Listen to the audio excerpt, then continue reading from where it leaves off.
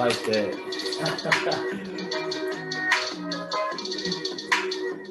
Woo! What's good, everybody? Welcome to the Pull Up Show. My name is BJ Matthews, a.k.a. B. Just before we get started, follow us on the YouTube page, the Pull Up Basketball Podcast, Spotify, iHeartRadio, Twitter, TikTok, Pull Up Basketball Podcast. Like, share, subscribe. All of our YouTube videos by hitting that notification bell. Buy a subscribe button. Let's get it popping. All right, Charles, well, if y'all want to go to the Cash App, $ BJ Matthews, again, $ BJ Matthews, you can go ahead and donate. Show your love to the Pull Up Basketball Podcast for the content that we put out there. We make sure to make it updated for y'all. We love y'all. We definitely appreciate all the support. We're almost at 2,000 subscribers, so let's get this ball continue to roll. Let's go. All right, man. So it is sealed and delivered, right? Spider Mitchell has officially been announced to the Cleveland Cavaliers, man. He just had his opening press conference, I believe, on Wednesday. It was either Tuesday or Wednesday. I want to make sure I'm clear with that. If somebody can, you correct me if I'm wrong, but he was just announced this week. We're just going to go with that. He was announced this week to the Cleveland Cavaliers. And I must say, Donovan Mitchell seems very, very happy and content with his new team. Okay. He was announced, through his, from the owner, the general manager and the coach of the team. And he seems to be getting a welcome to the Cleveland area by fans at the airport and all that stuff, man. His teammates seem to, be welcoming him in. They had actually a few days ago, I think, or last week, they went and worked out at Vanderbilt in Nashville, Tennessee, Darius Garland's alma mater school. And they got a chance, play and work out with each other. So that was good for them. But Mitchell just seems very, very content. Now, for those of you who do not know, I'm actually a fan of Donovan Mitchell's game. I think he's one of the most explosive scorers in the league. He's very competitive. What I'm saying, has had every year in the playoffs in his 5 seasons of career, he's been to the playoffs. I think he gets overlooked because he played in Utah, as well as I think people put a lot of emphasis on his, field goal percentage and him not playing defense, even though most of these explosive guards don't play elite defense as it is. And I know it may sound a little bit hypocritical because like you've heard me say, I love two-way players, but I also accept what it is. And if you can put that ball in the hole at 26 points per game, you're an elite player. Donovan Mitchell's a top 15 to top 20 player in this league, hands down. Okay. So with that being said, he's magnificent to watch, as well as he's a high character guy. You hear a lot of, people saying like, he's class A, respectful, what I'm saying, just treats people with respect. So that goes a long way with me as well. So Donovan actually sat down with Brian Windhorst, the guy that you see on the right side of the screen, the Caucasian guy. And he spoke about, his arrival in Cleveland. He spoke about his departure from Utah. He spoke about how he feels like the Cavs are going to be doing, not just this year, but the process for years to come. So it's about it was a 7-minute interview, but I cut it down to 3. So I just want y'all to listen to it for about 3 minutes. If y'all can, hold your attention span for 3 minutes, and then we'll come back and speak about it. So let's get it going. So let me take it back to June 30th. It's a big moment in the NBA. Kevin Durant announces he's asked for a trade. But like 10 minutes before that, the Utah Jazz trade Royce O'Neal, who, number one, is one of your best friends on the team. Number two, one of your best defenders on the team. One of the most important players you guys have to support, you and Rudy. And number 3, trade him for a draft pick. Now, that moment made an impression on me. What impression did it make on you? I was shocked. And obviously you had your monumental moment. I was shocked as well, I would say.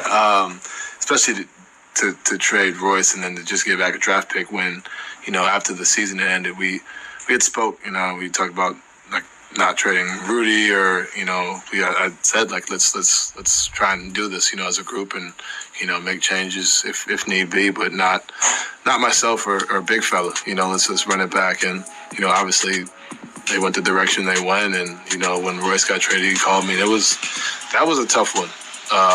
Because I didn't know what was happening, and then that happened and you lose your best friend on the team. And not even just a best friend, but a best friend in life. But that was very interesting. And, from that, I pretty much just set up, the rest of the summer. So then a few hours later, Rudy gets traded again, mostly for draft picks. Now you've obviously played in Utah your whole career. It's been very successful. Playoffs every year of your career. Just 2 years ago, you guys had the #1 overall seed. I think for some people, they would have thought, oh, well, Donovan Mitchell, he's going to ask for a trade. I thought Donovan Mitchell was going to ask for a trade, but you didn't. You didn't ask for a trade. In fact, you didn't say anything. What was your strategy there? What was that time like? Well, like I said, when we ended the season, my agent Austin and I, we had conversations, and I told him, like, look, trading Rudy is not the answer, despite what people say or think. I understood we understood each other's value to each other and to the team. I didn't think that was the answer to try and continue to win, which, obviously wasn't the case for the team. And for myself, like I said, I was disappointed with my play throughout the year in the playoffs. So for me, at the end of the day, when that happened, I kind of saw the writing on the wall, and I was just like, all right, I'm just control what I can because it's June. And it could be a long summer if I let the headlines and all that kind of dictate my mood in my summer. So let's just go back to doing, getting myself healthy, getting myself right, mentally, physically, getting myself in the best shape I can be, and just be ready for whatever may come. And, each month it was probably something different scenario for me. But, for me, it was just like, let me lock in. And I had one of my best summers just being around friends and family and actually just being able to work and put the time in. Obviously, the Knicks were a team that everybody thought was going to, the whole league, it wasn't even like a rumor. It was just sort of reality. The Knicks had all these picks. We knew the Jazz wanted picks. How close did you feel you were to being a New York Knick?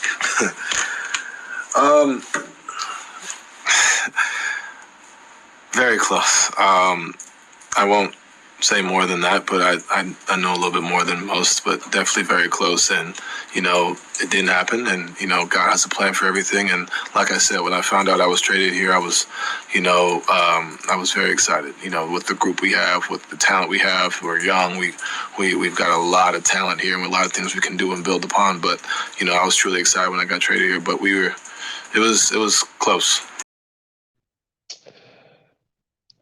All right. So that was a handful, you know what I'm saying? About 3 minutes and 49 seconds. So Spot has said a lot about this whole situation with everything, just this whole entire summer. First thing he said, he spoke about, Utah in the offseason, what was going on. Before we even get to what happened with Royce O'Neal and Rudy Gobert, y'all do remember the first thing that happened with the dismantle, it seemed like, of the Utah Jazz, was that Quinn Snyder, their head coach, actually resigned. Now, I remember when that happened, Donovan Mitchell came out and, there was a report saying that Donovan Mitchell was like surprised and he was like flabbergasted. He didn't know what to think because he was like, he wasn't expecting that to happen. I don't think nobody was. I think the outside was expecting, Utah to make some changes because, you kept hearing about, this wasn't going to work. The third season in a row, they dropped the ball. They dropped the ball in the bubble. They dropped the ball against the Clippers, and they didn't even make it past the first round this year, despite Luka Doncic of the Mavs, the team that they played, missing the first 3 games. So they just haven't been able to, crack that code. So now you got a new owner, or new GM in Danny Ainge, looking at all this, and he said this in a press conference, said he felt like this team just didn't believe in themselves. They didn't believe in each other. So he felt like it was time to, break up the team. So Quinn Snyder was the first person to get out the door, who Donovan Mitchell was very close to, and he felt like was a player's coach. So that was the first thing I think Mitchell was looking at, like, okay, what's going on? And then you heard him talk about Royce O'Neal, his best friend on the right, number 23, who said that he was actually done with that situation as well. He was traded literally the same day Kevin Durant asked for a trade out, and he was traded to that team, talking about Royce O'Neal, to the Brooklyn Nets. So that was very, very interesting. Called Donovan Mitchell right away, and I'm pretty sure that conversation was emotional. And I think, anytime you lose a teammate, you got to understand these players are around each other more than their families. Right. So they build a unique connection where it's more than just basketball. Like, they have it's truly a brotherhood. So I'm pretty sure Mitchell or O'Neal shared a very emotional moment at that time, knowing that they weren't going to be teammates anymore. And if that's not, worse enough, Rudy Gobert, the big man, was traded right after Royce O'Neal.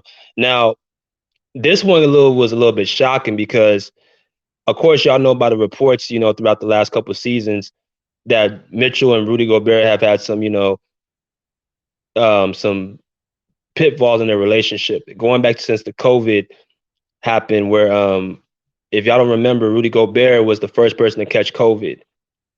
And he actually did it in a joking way. This was when COVID, nobody knew what COVID was. He was the first athlete to get in the NBA. But the reason why it put a stake in him and Mitchell's relationship was because right after Rudy got it, Donovan Mitchell got the same thing. But Rudy Gobert was actually, mocking the COVID by, touching microphones and touching his face and all that stuff when, the NBA was saying we got to take this serious and we don't know what's going on. So when COVID first started, when it was freshly going on, people didn't know where it was coming from. You was going to, get really sick if you're going to pass. So Donovan catching right after Rudy Gobert, from the reports I read, that he actually wasn't talking to Rudy Gobert for months, that time that, there was no NBA going on, that he was ignoring his calls and all that. So that's when the relationships, started, tween. So just this past playoffs, when they lost to the Mavs, Rudy Gobert came out and said that he told the ownership, you need to let go of me or Donovan Mitchell, because Rudy felt like Donovan Mitchell wasn't getting him the ball enough, I guess, or, he just wasn't content with playing with Donovan Mitchell anymore. So he said, you either going to trade me or you're going to trade Donovan Mitchell. So, of course, they got rid of Rudy Gobert first, and I had thought that that was an indication that Donovan was going to stay. But the reason why I'm surprised about all this is because Donovan said that he felt like trading Rudy wasn't the answer. He felt like they needed to keep everybody pat. So that's interesting that Rudy would come out and tell ownership that he wants Mitchell traded, but Mitchell's looking at them like we need to keep Rudy Gobert. Right. So they get rid of both. Donovan actually was also saying, like, with all these changes happening, he said, I can only control what I can control. I'm not going to worry about everybody else. I'm only going to worry about my game and worry about what I got going on, because if I start worrying about, here X, Y, and Z, I'm going to lose it. I'm not going to be able to focus on the task at hand. I can only control what I can control. And that's a great attitude to have. It's one of the reasons I respect Donovan Mitchell so much, because he's a very mature person who, you don't hear about him getting into no trouble outside of, basketball. And you don't hear him really, outside of Rudy Gobert, having trouble with teammates. So I think he's going to really excel with this Cleveland team, which seems to have a very, very, very talented team with a bunch of guys who seem to like each other, who are young as well. And they have a coach in JB Bickerstaff who, I like Quinn Snyder. I think he's a player's coach.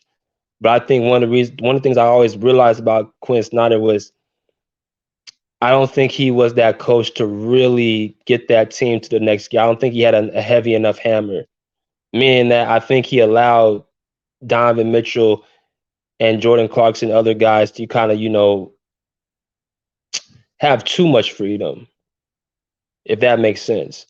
Now, don't get me wrong. It's great to have freedom. It's great to, have players you feel like you can trust. Don't have to tell them more than once or twice. But those championship coaches, there's a certain amount of accountability they put on their players, that actually for their own good, right? I think JB Bickerstaff's a different coach. I think he's the type of coach that's going to coach Donovan hard while giving him freedom that he's earned, because he's a 3-time All-Star. 5 years he's been in the league, been to playoffs every year, has had success in this league, and one of the top 15, 20 players in the league. So I think he's going to be able to balance that off very well. And I think he has a group enough where he's going to be able to do some great things. But, he's gotten, traded to the Cleveland Cavaliers. And what I feel about how he's going to do, I think the Cavs are going to be a top 4 seed. I think him and Darius Garland going to be one of the most explosive backcourts in the East or in the NBA. I think the Cavs were just missing. This is the person that they were missing, an explosive scorer. Because if you look at the Cavs, they don't really have a guy who can get 25 points night in and night out, easy. Darius Garland, he's more of a pass first point guard. He can probably get you 15 to 20, but he's more of a guy who likes to, distribute and get guys involved. They got the size, they got the players in the paint. They got, stretch, big men who can shoot like Kevin Love. You got the playmaking of Darius Garland, Ricky Rubio. Karis LeVert's a good scorer, but I mean, he's not Donovan Mitchell. That Mitchell was the guy that they were missing. They need a guy that can, score the ball. Right? Now, people talk about Mitchell's defense and how he has to improve. I agree. I think his defense has to, get better. And I think he's going to have to put the onus on himself. And I think Bickerstaff and the other guys around him is going to also help him with his defense as well. Because quiet as kept, if you got a bunch of players on your team who's locked in on defense, it rubs off on you. Right? Unlike Utah, they were atrocious on defense as far as the perimeter. Now, the paint with Rudy Gobert, they were ranked pretty high on defense the last couple of years because of him. But guys like Jordan Clarkson, Bogdan Bogdanovic, those guys, Donovan Mitchell, they were more offensive players. But when you got guys like this who can play defense, like Isaac Okoro, Evan Mobley and Jared Allen, that's going to, I think, motivate Mitchell to want to play defense, along with JB Bickerstaff, who seems like to be a defensive coach. So everybody's got to pull their weight and help one another out. But that's really what I have to say about that. I think they're going to be a very tough team. I think they're going to be one of the most well-rounded teams in the NBA. When you talk about guard play, big man, wings, all that stuff, I think they're going to be one of the most well-rounded teams in the league. So it should be very exciting to watch this team play. I'm very pleased with, the moves that the Cavs have done. And don't be surprised if you don't see this team in the Eastern Conference Finals within the next couple of years. Don't be surprised, because it's going to be Milwaukee, Miami, Boston, Cleveland, all these teams are going to, I think they're going to be the top 4 teams in the East. The only thing about Cleveland that's probably going to be their Achilles heel is they don't have that guy. Well, Mitchell could be this guy, but if you look at teams like Milwaukee, Miami, and Boston, all 3 of those teams have been to the conference finals in their respective conferences. I mean, the Cavs, outside of Kevin Love, no one's made to the conference finals. Right? So that may be a little bit of Achilles heel come playoff time, but I think they're just so competitive, and I think they're going to be so well coached that it's not going to make as big of a difference. I think they're going to be ready to go. Okay. So that's all I got to say about that. Continue to follow the Pull Up Basketball Podcast. Like, share, subscribe. You know what I'm saying? Pull up a seat, pull up a chair, pull up. Peace. I like swimwear.